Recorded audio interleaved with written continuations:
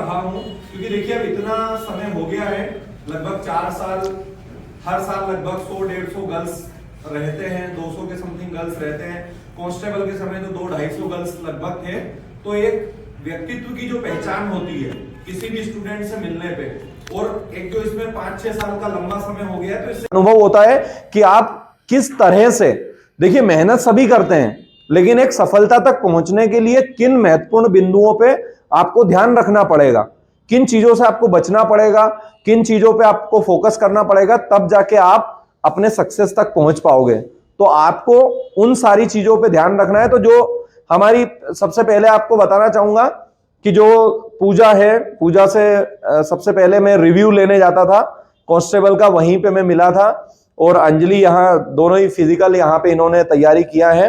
तो मैं आपको बताऊंगा दोनों का जो नंबर आप सुनोगे, एक नंबर इतना होना चाहिए कि आप जिस दिन एग्जाम देके आओ तो आपको किसी तरह का संदेह नहीं होना चाहिए कि क्या होगा, मेरिट में क्या होगा। और एक सबसे बड़ी चीज जो अंजलि स्वराष्ट्री है, एससी कैटेगरी में गर्ल्स में एमपी में टॉप पे है, पहले नंबर पे, तो उसके लिए जोरदार तालियां। और जो हमारी पूजा है, ये जनरल कैटेगरी में 43 रैंक, हाँ 43 रैंक है। और आपका नंबर कितना था? सर मेरे 77 मार्क्स थे, बट नॉर्मलाइजेशन के बाद 80 हुए। 80 नंबर, सोचिए 100 में से 80 नंबर, ये वास्तविकता में, मतलब जिस दिन उन्होंने पेपर दिया था लेवल भी काफी अच्छा था, उसके बाद भी 77 नंबर। तो देखिए आप अभी एक नॉर्मल कंडीशन में बैठे हैं, लेकिन आप चाहते हैं कि ये वर्दी आपको मिले, तो बेटा बहुत त्यागना पड़ेगा, बहुत सारी चीजें। आप बहाना मत बनाइए, मैं बार बार आपको बोल रहा हूं, अपने आप को पागल मत बनाइए, अपने आप को मत समझाइए थोड़ी सी मेहनत में कि हम पढ़ रहे हैं। मैं आपको बहुत बार समझाता हूं कि घंटे मत गिनिए कि मैं 4 घंटे पढ़ ली, मैं 2 घंटे पढ़ ली, ये नहीं। लास्ट तक सक्सेस चाहिए तो जी जान झोंकना पड़ेगा अपने, जो हम आपको हर एक चीज, आपको कैसे पॉजिटिव बना सकते हैं, आपको कैसे बेस्ट बना सकते हैं, आपको कैसे वर्दी तक पहुंचा सकते हैं, 24 घंटे ये सोचते हैं।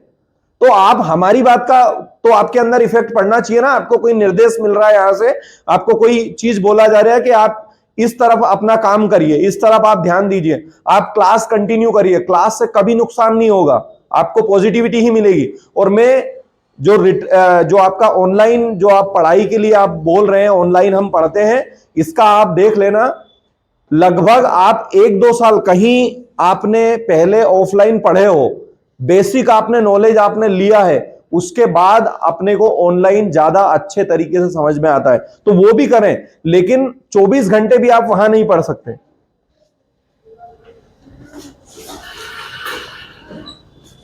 ऑनलाइन में नहीं दे सकते आप, एक समय निर्धारित रखिए। पर एक बात आप विशेष ध्यान रखना, जब तक प्रैक्टिस नहीं करोगे, मैथ रीजनिंग सिलेक्शन कौन देता है? मैथ और रीजनिंग, है ना, ये सभी को पता है।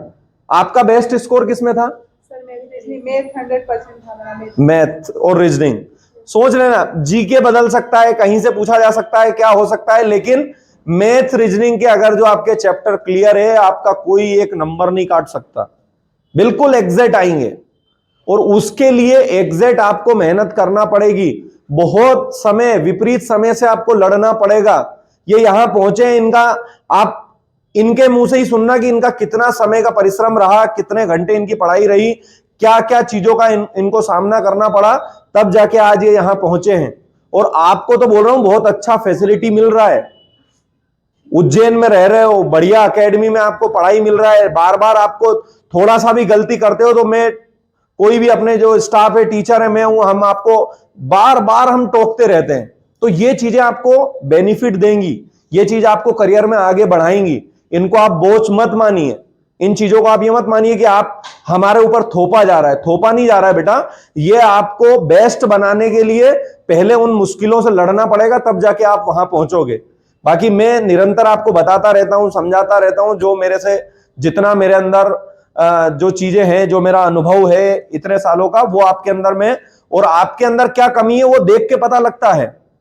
आप ऐसा सोचते हो ना कि नहीं यार हम सर के सामने अच्छे बन जाएं, या बस उनके सामने सीधे बन जाएं, बाकी अपने मर्जी का, ऐसा नहीं है। आपके चेहरे से झलकता है, आपके रिजल्ट से झलकता है, आपके बोलने के तरीके से झलकता है। आपकी एक एक एक्टिविटी से झलकता है आप पढ़ाई में कितना फोकस है आपका और फालतू के कामों में कितना फोकस है आपका। तो रिजल्ट देना है तो 100% सत्यता के साथ, ईमानदारी के साथ लड़ना पड़ेगा, 100% देना पड़ेगा, तब जाके सिलेक्शन होगा।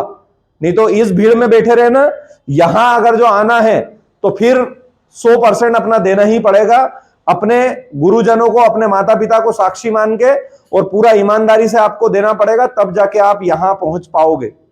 बाकी दोनों जो हमारी अंजलि और पूजा दोनों आए हैं वो भी आपसे बात करेंगे, चर्चा करेंगे, आप भी उनसे।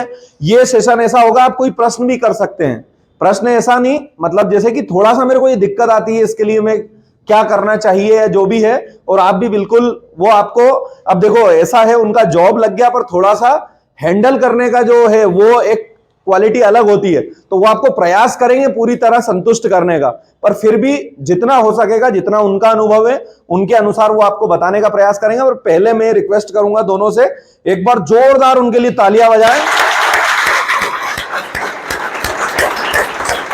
हमारी दोनों बेटियां हैं, मतलब मेरी छोटी बहनें हैं, आप भी मेरी सभी छोटी बहनें, छोटे भाई हैं। तो एक छोटे से बैकग्राउंड से, छोटे से गांव से निकल के पूजा का जो गांव है वो कौन सा है? कुल्लासा, बनी कुल्लासा है, मतलब कुल्लासा गांव है इनका, राजगढ़ जिले का। तलेन थोड़ा सा बड़ा क्षेत्र है तो वो ज्यादा पहचाना जाता है, उनसे थोड़ी सी 4-5 किलोमीटर की 6 किलोमीटर की दूरी पे कुल्लासा है। और हमारी अंजलि का भी गांव शाजापुर से मझानिया कितनी दूर है? 6-7 किलोमीटर। तो आप देख सकते हैं मतलब एक नॉर्मली छोटे से घर परिवार से पूरा संघर्ष करके और आज वर्दी में खड़े हैं।